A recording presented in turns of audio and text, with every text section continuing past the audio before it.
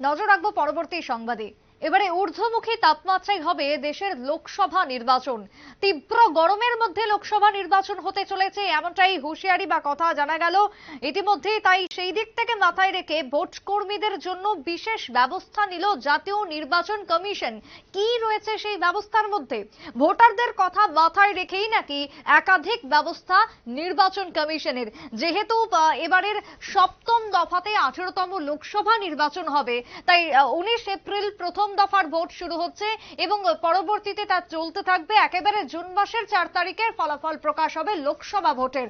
তবে এই পুরো প্রক্রিয়াটি তীব্র গরম এবং ঊর্ধ্বমুখী তাপমাত্রার মধ্যেই নাকি সম্পন্ন হতে চলেছে।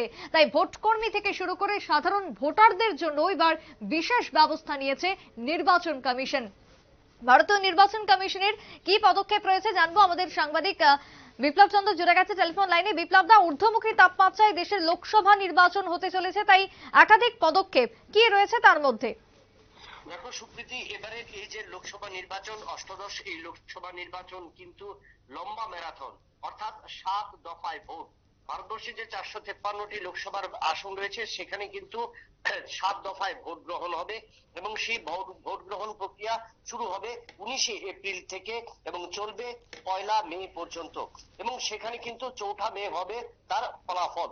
এবং এই যে ম্যারাথন, দীর্ঘ ম্যারাথন, সেখানে কিন্তু আমরা দেখি যে ফেব্রুয়ারি মাস থেকে গোটা দেশের মধ্যে কিন্তু তাপমাত্রা ঊর্ধ্বমুখী হয়ে যায় এবং সেটা ঊর্ধ্বমুখী হতে থাকে বিভিন্ন অঞ্চলগুলিতে, যেখানে প্রখর অর্থাৎ সমুদ্র উপকূলবর্তী যে সমস্ত রাজ্যগুলো রয়েছে সেই সমস্ত রাজ্যগুলো এবং উত্তর পূর্বাঞ্চল সহ বিভিন্ন রাজ্যগুলিতে সেই সময় তাপমাত্রা অনেকটাই বেশি থাকে। সেই কথা মাথায় রেখে ভারতের নির্বাচন কমিশন কিন্তু ইতিমধ্যেই 5টি নির্দেশিকা নতুন ভাবে জারি করেছে। কি কি সেই 5টি নির্দেশিকা? যে সেই নির্দেশিকা জারি করা হয়েছে, যেহেতু 7 দফায় ভোট, সেখানে কিন্তু ভোটারদের ভোট কেন্দ্র থেকে মানে যে সমস্ত ভোটাররা বাড়ি থেকে তাদের ভোট কেন্দ্রের দূরত্ব 2 কিলোমিটারের বেশি হতে পারবে না। অর্থাৎ প্রত্যেকটি ভোট কেন্দ্রে যেতে হলে যেন 2 কিলোমিটারের বেশি না যেতে হয় ভোটারদের, তার জন্য ব্যবস্থা করতে হবে।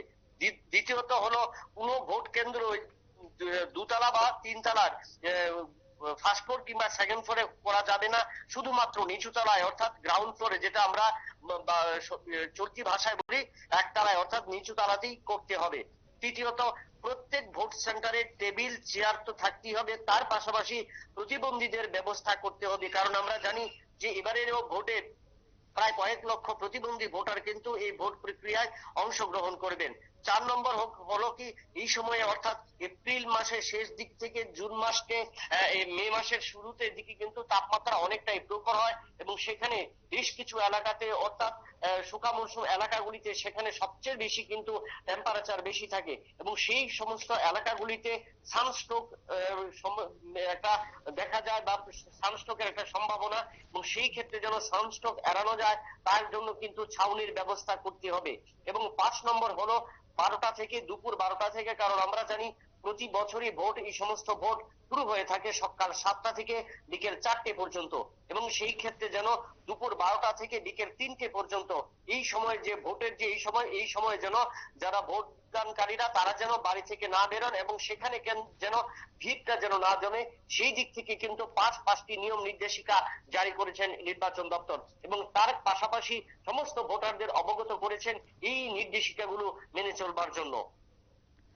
একেবারে, অর্থাৎ 5টি নির্দেশিকা ইতিমধ্যেই জারি করা হয়েছে ভোটকে সুষ্ঠুভাবে সম্পন্ন করা এবং তার সঙ্গে দেশের জনগণের কথা মাথায় রেখে। অনেক ধন্যবাদ বিপ্লব দা, তোমায় কথা বলছিলাম আমাদের সাংবাদিক বিপ্লব চন্দ্রের সঙ্গে। তবে ভোটারদের কথা মাথায় রেখে একাধিক ব্যবস্থা নির্বাচন কমিশনের, যেহেতু তীব্র গরম এবং ঊর্ধ্বমুখী তাপমাত্রার মধ্যেই এই ভোট প্রক্রিয়া হতে চলেছে, তাই সেদিক থেকে তাকিয়ে একাধিক সিদ্ধান্ত এবং প্রত্যেকটা রাজ্যকে মেনে চলতে হবে এই প্রতিটা সিদ্ধান্তের কথা, যেমনটা নির্দেশ দেশের জাতীয় নির্বাচন কমিশনের। ছোট্ট বিরতির পর ফিরবো, সঙ্গে থাকুন।